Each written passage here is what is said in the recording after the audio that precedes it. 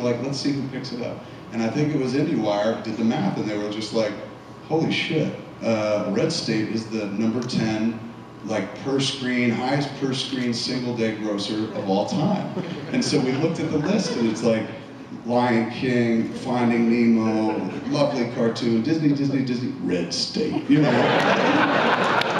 And so sure enough, somebody put that out there, and then some people tried to fucking equivocate and qualify and take away, you know, they want to shit in the mouth of your victory and shit. And they're like, yeah, well, of course you do that much per screen when you're charging like $60 to see the movie. And I'm like, well, fuck you. They charge 15, 20, maybe 25 to see a 3D movie now, and that ain't even real 3D. I'm actually there in the third dimension. So I don't know, it's like you gotta find where they play, and you've got to figure out a way to change it for yourself, move the line for yourself.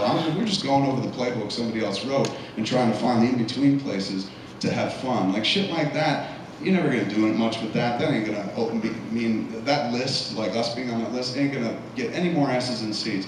But it's the shit you do for yourself where you're just like, that's fucked up, that's funny. You know, that's what does it. You know, especially with a $4 million horror movie, you're not gonna look to break fucking records or something, but that was kind of satisfying. Like even more satisfying is just looking at the weekly box office chart, which for the last, I think 3 of the last 4 weeks, we've had the #1 per screen average. Nobody wants to write about it though, because like, that doesn't count. But I'm like, well, why does the 3D version count? Like, where's the fucking line, man? If you're gonna accept that, you gotta accept this. But the thing that gives me the most joy in life right now is looking down the variety chart, and you know, they list the movies and shit, they list the top 100 for the week, and there's a category next to everything, and it's the title of the movie, what it made, and then the studio. And you go down, it's like Warner Brothers, Paramount, Fox, all the usual suspects. You get way down the list, it just says SMOD.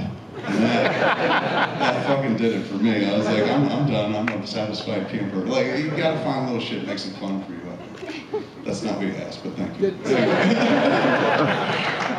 How's it going? My name's Brandon Zitch. I'm with GoodLocker.com. Hey man, how are you? I'm good. How about you? Very good. Now, watching your Red State clip, that's obviously different than what you've done in the past. Did it come easier to film something like Red State, or were the times it was a little more discouraging? Red State was the easiest thing in the world to shoot once we started getting it up and running. It took 4 years. Nobody wanted to pay for it, and rightfully so. It's a really bleak, dark fucking picture. Can't guarantee anybody's gonna make their money back on it, at least at the front, and at least if you're not very visionary. I'm kind of happy to report that like next week we're gonna officially announce that we're already in the black. We made all our money. So essentially, yeah, it's kind of neat. It's satisfying because so many people were like, this will never work, nobody's ever gonna see this. And I was like, okay, you just take it, you know, what are you supposed to do, fight and be like, you're wrong, I'm not that confident in my shit, I don't have that personality. So getting the money to make it was waiting 3, 4 years to find the cash to put it together, being told no repeatedly, fucking like, no, or this isn't this, or this isn't it. That was kind of discouraging. Once we started shooting, it was fantastic. Everything about it was easy, great. We found this, we were shooting in California. In Whittier, they have this former boys prison called Nellis, Fred Nellis, boys or juvenile and correctional facility. The state's closed it down and doesn't operate anymore. I guess they changed the laws so that there's no more juvenile system. They put them into the system in a separate place or something like that. So places like this used to be boys' homes, and then the walls get bigger and barbed wire goes over, and they just flat out become boys' prisons. Started closing across the country, at least in California. So this one's open, and now the state licenses it out or rents it out for you to shoot movies at. But it's fucked up because you can just feel it in the air. It's like, this is a creepy, haunted boys' rape hole. You know, it's just horrible things happened at this place. But it's weird because you'll go and shoot a movie and you've got the run of it. It's like 40 acres, and we had so many different looks there. That's where we shot most of Red State. But every once in a while, you're shooting at night, man, and you hear like the haunted fucking cries of whoever's buried there and shit like that. And the thing that creeped me out about it most is at least we were making a horror movie, I feel like, so it kind of fit. But the movie that had been shooting there right prior to us was Disney's Prom, you know? So fucking weird. I dare you to watch that movie now and just be like... But it was fun and easy the whole step of the way, and I think it was even easier because for me it was experimental. Where I was just like, hey man, there's no rules. The whole time I'm making the movie, I was like, this ain't a movie, it's a parlor trick. So let's treat it as such. I like to think of Red State as, and I've said it a few times, it's a series of chairs on a stage that I'm like, come sit down. And just as you go to sit down on the chair, I flip it upside down so that you sit on the leg of the chair right up your ass. And you're like, ah, why did you do that? I'm like, I'm so sorry. I don't know what I was thinking. Have another seat. And then you go to sit down, and we flip it again and shit. I just wanted to do something kind of fun and creepy and weird, and also, being that it was like second to last time out, go nuts with it and be way experimental. The whole movie is designed to be uncomfortable. Like, I knew I couldn't make a true horror movie because I'm not John Carpenter, I'm no master of horror, I'm not Dario Argento or something like that. But I knew I could creep you out, because I've been creeping out women for years. So if I just brought that to bear in the flick, I can unsettle you the whole way. So the idea behind it was like, everything that's conventional or that is second nature in storytelling, just shift it a little bit. Left and right, every time you're working. Like, there's no score in that clip that you just watched. There's no score in the movie at all. It all plays like that. It's dry. And the idea is to just kind of let you sit there and not tell you what you're supposed to be feeling in this scene or prompt you to feel this way. You just sit there and fucking watch it and kind of make decisions for yourselves. And the movie plays you against yourself at every given turn. It's kind of fun like that, if you're into that kind of shit. If you're somebody who just wants to see robots beating each other up, this movie sucks. But if you're in for like a little challenge, you're like, ooh, that's kind of, this is a parlor game of sorts. This would be it. By virtue of that, so much fun to make, so easy to make. And because we're off book or off page, so to speak, from what we normally do, creatively speaking, it was such a fertile environment. Like, Dave Klein is my DP, he shoots most of the stuff I've done. And generally speaking, I shoot very simply, very straightforward, because the movies we make just people talking to each other. It never made sense to me to like whip cameras around when people are just having a conversation. So in this movie, it's about way more than that. It's not all about conversation. There's dialogue, to be sure, but not nearly as much as normal. So on this movie, since it lends itself to more frenetic atmospheres, some shit going on that I never really work in my other stuff, I told Dave Klein, I was like, just go nuts, man. Like, what would you do? What would you like to do? And he was just like, oh shit, man, I'd like to try this, this, this. I was like, let's do it. And he would do it and shit, and I'd have that footage. So we shot on Reds and we shot on those Canon 5Ds, man. His flexibility was fucking astounding. But the look of it was so fantastic. Like, they dumped that footage in the Avid. I'm a big Avid guy, obviously. They dump it into the Avid, and that night, and by the next morning, I cut together the scene. I spent the entire time cutting. I'm a cutter myself. I don't like to sit behind somebody when they cut. I've been cutting since I've been cutting since Clerks, but I've been cutting on Avid since '96. So for me, that's the best part. Like, I only direct movies just so I could get footage to cut movies and stuff like that. So I would cut that all night long, and Dave's look, how different it looked from everything else we did, was inspiring. Like, that made me want to keep going. I'm like, holy shit, we're onto something here, and as much as it don't look like my normal shit. So I just kept pushing him, like, try this, throw the camera off the roof, all that dopey shit. And for me, it really kind of fired me up. The better it looked, the better a filmmaker I became. I swear to you, I don't know how to explain it. Some people call bullshit on me. I said yesterday, I was like, Avid made me a better filmmaker, and some people are like, oh, you're fucking paid or something. Bullshit, I've been saying that since '96, but definitely in this movie, more so than anything else, the technology made me a better filmmaker. Between those Reds, those Canons, and Avid, I felt the possibility. I was just like, you know what, you don't have to fucking work like normal. Go crazy, man, get cut heavy, fucking go frenetic, try something different. And I'd see Dave's footage, and I'd come in the next day and be like, we gotta push it even more, go fucking, when we're running through the house, do it like Bourne Identity. He's like, why? I was like, who cares, no rules, do it. And that was kind of neat. And you show the movie to cats across the country. Every once in a while, you get film school kids coming up to you, just starting their skate, so to speak. I'm coming to an end, they're starting theirs. And they've been taught a lot of things just like I was taught back in the day. And in this movie, we break all those fucking things. They're horrible jump cuts, everything's intentional. Horrible jump cuts. I cross the axis left and right. That drives film school kids crazy, man.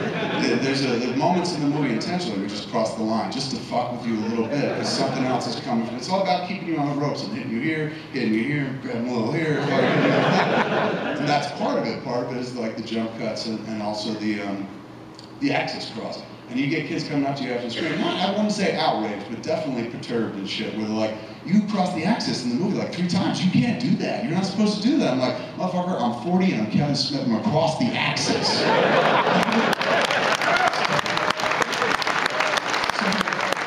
because of that, you just get inspired. You're like, we're off book, man, we're in unfamiliar territory. is down, black is white. Let's just keep going and push as far as we can. So I found it incredibly liberating because I knew we weren't expected to look like anything else, or at least maybe we were. People expected it to look like a Kevin Smith movie, but in my head it never did. It always played like, when you see it, it'll be easier to understand. But this, I kind of went for a Quentin Tarantino movie by way of the Coen brothers. So in order to do that, like I had to get off of my program and onto something way more creatively liberating. And that's kind of why I think the movie's better. That, and I didn't direct this time around. Most times I go in and direct, and in the last few flicks I've been easing up on that in terms of, in the beginning, I used to literally work people like puppets. Like, you talk to Jason Mewes, man. Jason Mewes is still walking bow-legged because I've had my hand up his ass for the first 10 years of the career, just going, smooch, smooch, and stuff. And then eventually he took it on himself and became that performer. But I was a very retentive director who would make cats say exactly what it said in the script. Like, hey, that's not what it said, you deviated off page. And give them line readings left and right, tell them exactly how to say it, whatnot. The older you get, the more comfortable you get with your abilities and what you do, and the more experimental you get maybe. So I would let that go and just be like, you know, I'm not going to tell people how to do. Let me see what they do. And people surprise you, man. If you put it back on them, they deliver 110% usually. I mean, look, they're going to rise or fall. Chances are they're going to rise. But if they fall, get them the fuck out of there. You know, once you give somebody the chance, the space to kind of be creatively daring or create something of their own, because that's all you're doing on a movie set, right? As the director, your job is to facilitate 100 other filmmakers who are simultaneously making their movie, tiny versions of their movie, all these fractured parts that come together as a whole. So you want to be able to be like, yeah, go for it, man, you do it. On this movie more than any of the other, especially in pre, people go like, what, we're going to build this thing, what should it look like? And I was like, well, I have an idea, but what do you see? And they're like, what do you mean? And I was like, well, what would you do? If this is your movie, how would you make it? And they're like, okay. And they start giving you better, man. I did that with everyone, even the actors. I stayed out of the actors' way. My direction on Red State was this, that we'd finish a take and I'd go over and I'd be like, that was fucking the bomb, man. And just go back to my chair. Because you're working with like John Goodman. How am I going to direct John Goodman? He's forgotten more about acting than I'll ever know. Melissa Leo just won a fucking Academy Award, man. So you're not going to go up to her and be like, hey, do it like I say. She'd be like, you made cop out, fuck you, go back to the chair. Michael Parks is a flat-out absolute genius. The movie exists because I just wanted to work with Michael Parks. I saw him at the beginning From Dusk Till Dawn back in '95, and I was like, what would it be like to be on set with somebody like that for 30 days, who's got that much fucking talent and knows how to deliver dialogue in a really interesting, believable, original way. So on that flick, I really just would sit there on set as an editor more than anything else on Red State. As a fan of performance, first and foremost, because that's, I think, you get into this business because you just like watching actors. I love watching people make pretend do something where you're just like, that's fucked up, that's not how you really feel. You know, I still have that very disconnected appreciation for it. So at that point, you just kind of want to like let people do their thing. I sit there and watch them act on this movie, and I just collect shots in my head, like an EDL list in my head, where I'm like, okay, I got that moment, got that moment, got that moment. I think I function more like maybe a TV editor than anything else on this flick, because I did just sit there and collect beats in my head, do an EDL list, and so much so that when I got home, all I had to do was smoke a joint and just start cutting. You know, it was all there. I just light up like, here we go, and bam, I was done in like 20 minutes because it was all the cuts were there because I had everything in my head on set. You know, I was watching this performance beat, this performance beat. We also kept the tape ratio down because we didn't have a lot of cash, and also you're working with grand masters. Like, Michael Parks does this fucking 20-minute sermon in the movie, a hate sermon. It's beautiful, it's hateful, but it's beautifully delivered and whatnot. We did it in like the first two pieces, 10 minutes and 10 minutes.